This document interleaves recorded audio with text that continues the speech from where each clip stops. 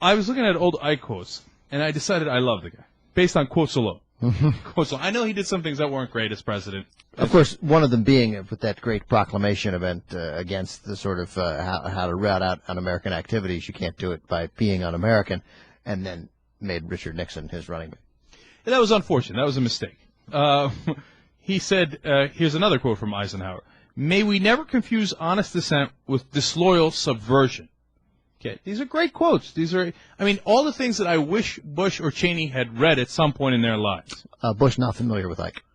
No, he's probably not with his work at least. He said, here's another quote, "I think that people want peace so much that one of these days government had better get out of their way and let them have it."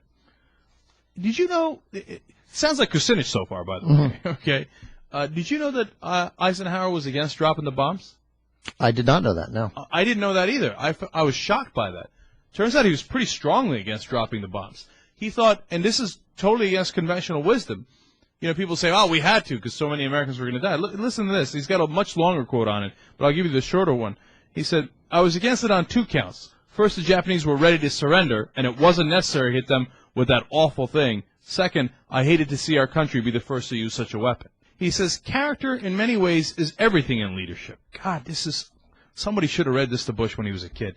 It is made up of many things, but I would say character is really integrity. When you delegate something to a subordinate, for example, it is absolutely your responsibility, and he must understand this. You as a leader must take complete responsibility for what the subordinate does. I once said, as sort of a wisecrack, that leadership consists of nothing but taking responsibility for everything that goes wrong and giving your subordinates credit for everything that goes well.